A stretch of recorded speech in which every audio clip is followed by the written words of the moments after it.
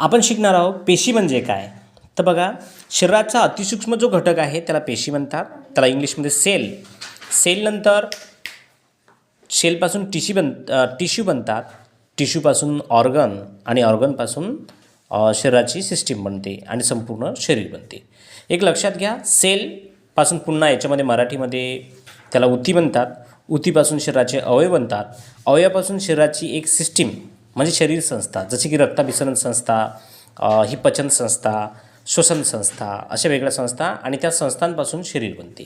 तर सर्वात पहिली जी पेशी आहे ती कोणी शोधली, तर रॉबर्ट हुक यांनी या पेशींचा शोध लावलेला आहे. त्यांनी सर्वात पहिले हा जो कापसा त्यांची मायक्रोस्कोप याच्यामध्ये दिलेली आहे. सर्वात आधीची ही मायक्रोस्कोपी आहे.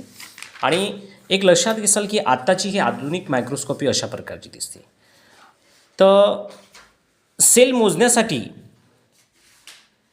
मिलीमीटर, मायक्रोमीटर, नॅनोमीटर असे वेगळे मापं असतात. पण सर्वात छोटं माप जे असते मायक्रोमीटर आणि त्याच्यानंतर नॅनोमीटर.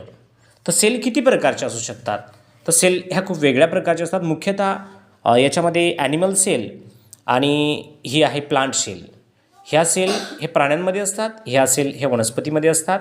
आणि सेल आपल्या याच्यामध्ये ह्या सेलचे वेगळे प्रकार दिलेले आहेत, जे की स्पायरोगायरा सेल, अमिबियाची सेल, ही अमिबाची आहे. त्याच्यानंतर ही फॅट सेल आहे, हे रक्तामधील रेड ब्लड सेल आहेत, हे एग सेल आहेत, ही नर्व सेल आहेत, ही बोन सेल, त्यानंतर ही मसल सेल आणि ही सरफेस सेल आणि हे स्पम सेल.